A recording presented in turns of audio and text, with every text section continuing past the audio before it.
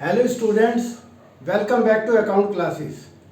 आज की इस वीडियो में मैं एक बहुत ही इम्पॉर्टेंट टॉपिक को कंप्लीट रिवीजन कराने जा रहा हूँ और टॉपिक का नाम है कैश फ्लो स्टेटमेंट। ये आपके फाइनल एग्जाम में क्वेश्चन नंबर 34 पर आएगा और इसके अलावा प्रैक्टिकल में भी आपके काम आएगा। तो इसके लिए बहुत ध्यान से देखना है कि मैं किस तरीके से आपको समझा रहा हूँ। तो सबसे पहले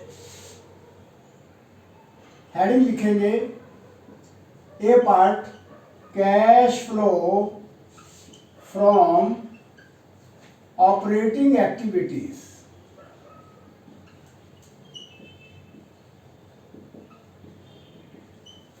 तो सबसे पहले लेंगे net profit during the year. Net profit during the year, तो करंट ईयर के प्रॉफिट में से प्रीवियस ईयर का प्रॉफिट माइनस करके फिगर यहां पर लिख देते हैं, पहली बात। अब plus transfer to reserve, transfer to general reserve. General reserve में अगर कोई पैसा ट्रांसफर किया है वो यहां पर आएगा, plus proposed dividend, proposed dividend of previous year. Previous year का लेंगे, याद रखना। Interim dividend paid, interim dividend paid, final dividend paid,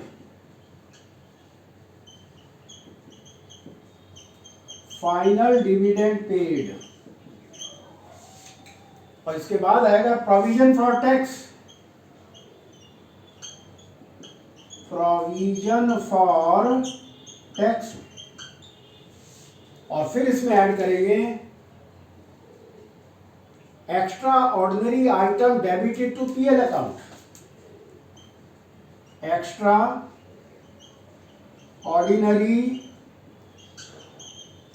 item debited to PL account. तो extraordinary item debited to PL account कौन कौन सी item होती है? For example loss by fire, loss by earthquake, loss by fire, comma loss by earthquake, ये मैंने short में लिख दिया। Less extraordinary item, extraordinary item credited to PL account. तो क्रेडिटेड टू पीएल अकाउंट की आइटम होती है claim received, insurance claim received, insurance claim received. इसके अलावा एक आइटम और आती है refund of tax, refund of tax. और माइनस करके जो फिगर आएगी वो क्या कहलाएगी? Net profit before tax and extraordinary item. Net profit before tax and extraordinary items. ये पार्ट करने के बाद फिर हम यहां पर लिखेंगे net profit before tax and extraordinary items.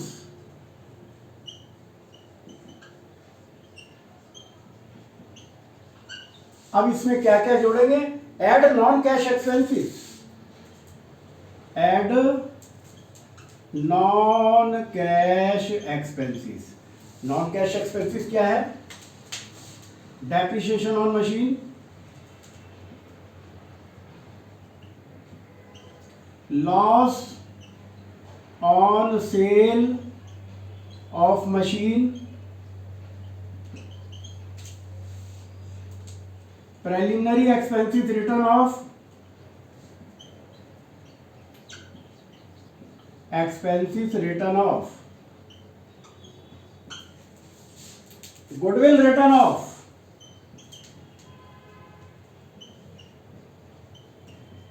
Goodwill written off. Provision for doubtful debt अगर इंक्रीज हो रहे हैं तो जोड़ेंगे प्रोविजन फॉर डाउटफुल डेट अगर इंक्रीज हो रहे हैं तो ऐड करेंगे less non cash income, non cash income को माइनस करेंगे। अब नॉन कैश इनकम क्या क्या है? Rent oblique interest oblique dividend received.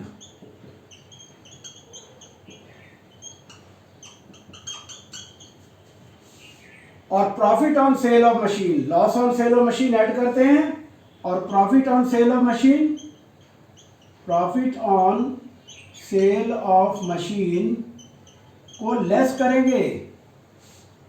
और प्रोविजन फॉर डाउटफुल डेट अगर डिक्रीज हो रहा है तो यहां आएगा प्रोविजन फॉर डाउटफुल डेट अगर डिक्रीज हो रहे हैं तो ये भी लेस कर देते हैं और ये आ जाएगा लेस करके हमारा net operating profit.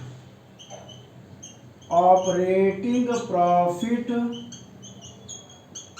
Before working capital change.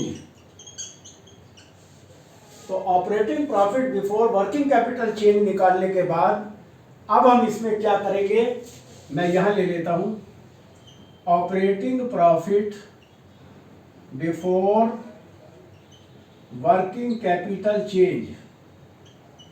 इसमें क्या करेंगे add? Decrease in current assets, decrease in current assets and increase in current liabilities.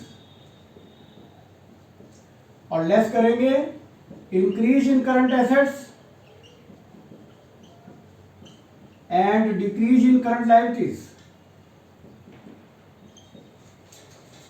अब करंट एसेट्स और करंट लायबिलिटीज हमें पता होनी चाहिए। डेटर है, बीआर है, स्टॉक है, प्रीपेड एक्सपेंसेस है, ये सब क्या है हमारे करंट एसेट्स है। करंट लायबिलिटीज में क्रेडिटर्स, बिल्स पेबल, सेम यही चीज नीचे आएगी और प्लस माइनस करके हमारा आ जाएगा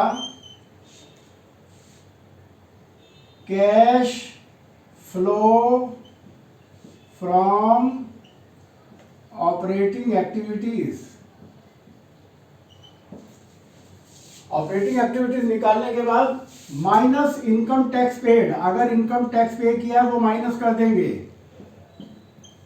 और माइनस करके आ जाएगा net cash flow from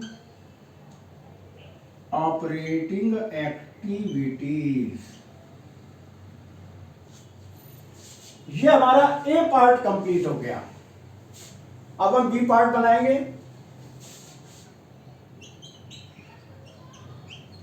cash flow from investing activities.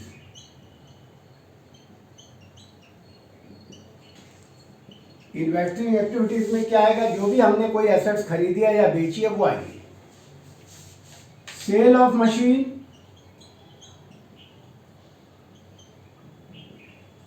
Oblique investment, purchase of machine,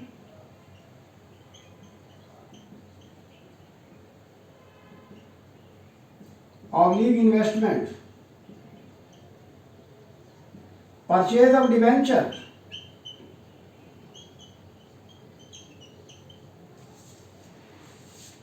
goodwill purchase, purchase of goodwill,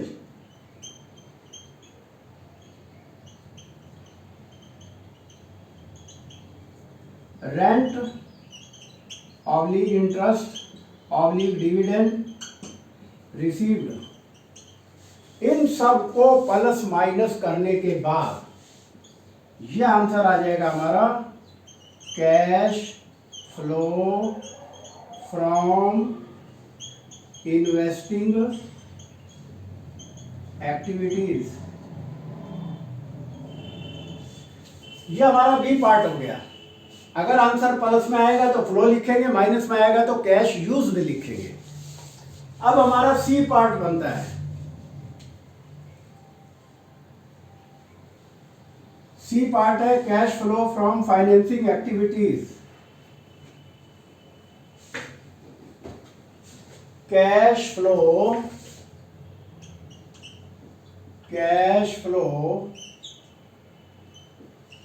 from financing activities. तो फाइनेंसिंग एक्टिविटीज में क्या क्या आइटम आती है? Issue of equity share, issue of preference share, issue of equity share, issue of preference share, issue of debenture, proposed dividend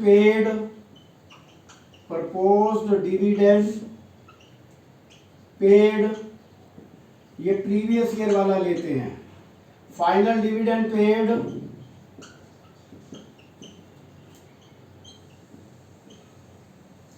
interim dividend paid,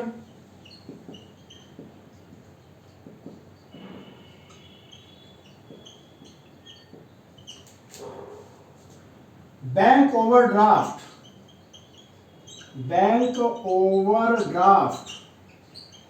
अगर हमारे increase हो रहे हैं तो प्लस, और bank overdraft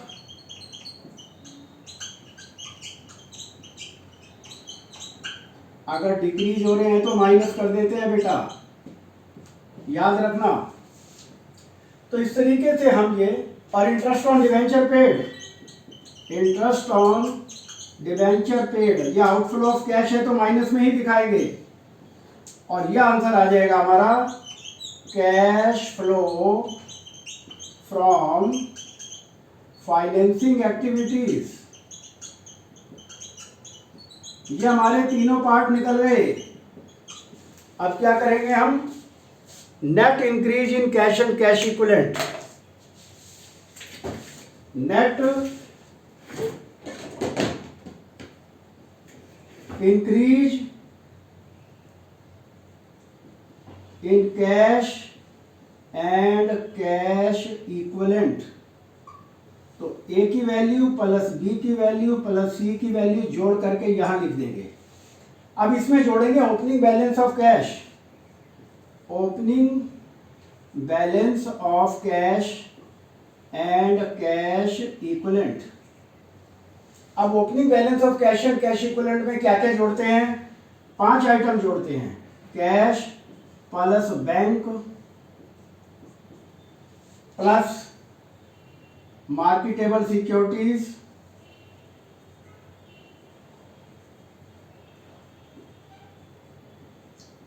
plus short term investment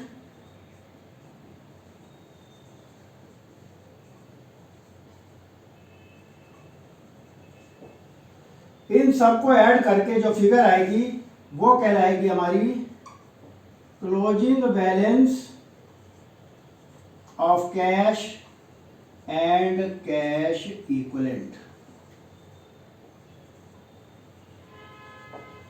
तो इस तरीके से हमने आज के इस वीडियो में कैश फ्लो स्टेटमेंट 3 पार्ट में बनाया जाता है, पूरा फॉर्मेट समझाने की कोशिश की। आप इस वीडियो को बहुत ध्यान से देखें। मुझे उम्मीद है आपका क्वेश्चन 100% ठीक होगा। आपको हमारी वीडियो कैसी लगी? आप लाइक करें, शेयर करें और सब्सक्राइब करें ताकि हमारे लेटेस्ट अपडेट आप तक पहुंचते रहे। Thank you.